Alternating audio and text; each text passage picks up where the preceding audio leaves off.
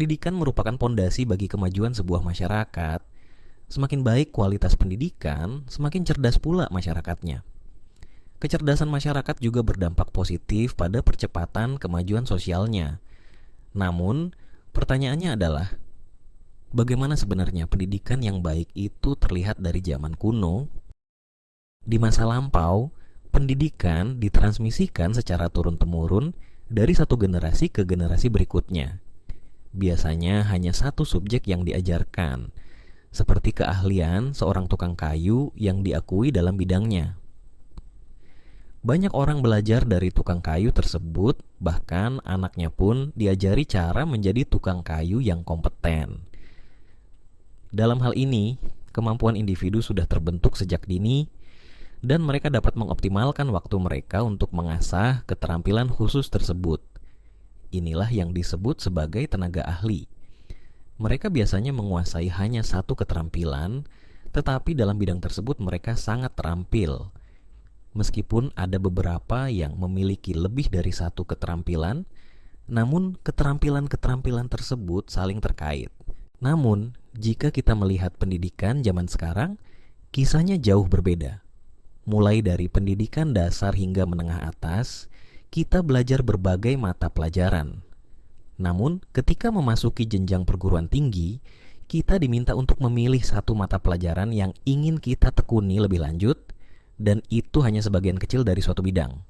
Misalnya, dalam bidang ekonomi, terdapat beragam pilihan seperti akuntansi, ekonomi pembangunan, perpajakan, dan manajemen keuangan. Pemilihan ini dilakukan setelah menyelesaikan pendidikan selama 12 tahun yang bukanlah waktu singkat. Mengapa tidak langsung meminta kita untuk memilih karir saat dewasa nanti setelah lulus SD saja? Setelah kita memilih suatu bidang, pertanyaannya adalah, apa yang akan terjadi dengan pengetahuan yang telah kita pelajari selama 12 tahun tersebut? Misalnya, jika kita memilih akuntansi, apa gunanya mempelajari geografi di sekolah? Kita diharuskan untuk mencapai nilai minimum agar dapat naik ke jenjang berikutnya. Tetapi kadang tidak jelas apa manfaat dari pengetahuan tersebut. Semakin banyak hal yang harus dipelajari, semakin bingung pula kita dalam menentukan hal mana yang akan kita dalami, karena kita seakan diarahkan untuk mengikuti alur yang telah ditetapkan oleh sistem pendidikan modern seperti sekarang ini. Metode pembelajaran yang hanya berfokus pada satu subjek menjadi berubah sejak revolusi industri, mirip dengan sistem pendidikan saat ini. Revolusi industri dimulai pada akhir abad ke-18 ketika kerajaan Prusia atau Jerman saat ini menyerbu Polandia. Setelah Prusia menang, banyak warga Polandia yang tetap setia pada negara mereka dan masih menganggap Prusia sebagai musuh. Hal ini membuat pemerintah Prusia khawatir akan adanya pemberontakan karena pola pikir dan mentalitas warga Polandia berbeda dengan orang Prusia. Maka dari itu, pemerintah Prusia menciptakan solusi yang cukup cerdik dan menakutkan sekaligus. Mereka menyadari bahwa sulit untuk mengatur pola pikir dan mentalitas orang dewasa karena mereka telah memiliki pemikiran yang kokoh. Oleh karena itu, pemerintah Prusia mulai mengincar anak-anak yang mentalitas dan pemikirannya masih bisa dibentuk dari awal. Mereka ingin membuat anak-anak ini patuh dan mencintai Prusia sejak dini. Bagaimana caranya? Mereka menciptakan sistem pendidikan dan kurikulum baru. Selama 8 tahun masa pendidikan, anak-anak tidak diajarkan kreativitas atau cara menjadi mandiri, melainkan diajarkan patriotisme dan semangat bela negara dari saat mereka masuk sekolah hingga lulus, agar mereka menjadi warga yang patuh dan mencintai Prusia atas kemauan mereka sendiri. Apakah ini terdengar mirip dengan sistem pendidikan kita sekarang? Belum semuanya. Sistem pendidikan Prusia menarik perhatian seorang pakar pendidikan Amerika bernama Horace Mann. Ia melihat bahwa sistem pendidikan Prusia dapat menciptakan warga Amerika dari berbagai latar belakang yang memiliki pemikiran seragam, yaitu cinta kepada tanah air mereka. Mann mulai menerapkan sistem pendidikan ini di Amerika dan mendapat respon positif dari masyarakat dan pemerintah. Penerapan sistem pendidikan ini di Amerika juga bertepatan dengan revolusi industri yang besar-besaran, di mana beberapa perintis industri sangat membutuhkan tenaga kerja untuk bekerja di pabrik mereka. Salah satunya adalah John D. Rockefeller, tokoh terkemuka dalam industri Amerika Serikat, khususnya bisnis minyak bumi. Rockefeller memiliki kesulitan dalam mendirikan pabrik atau usaha baru karena mayoritas penduduk Amerika saat itu adalah petani dan peternak.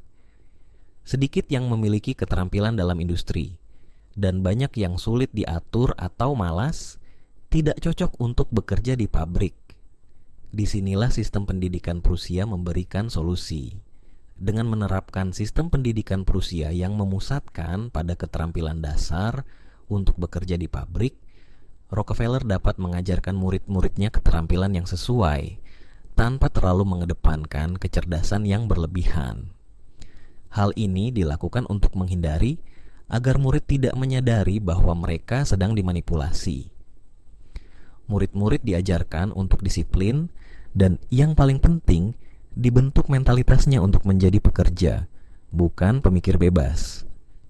Sistem pendidikan dan perlakuan terhadap muridnya didesain sedemikian rupa sehingga mirip dengan suasana di pabrik. Dari 8 jam masa belajar, mereka bahkan harus meminta izin untuk pergi ke toilet. Penanda masuk, istirahat, dan pulang sekolah diwajibkan seperti tanda bel yang mengatur kegiatan di pabrik.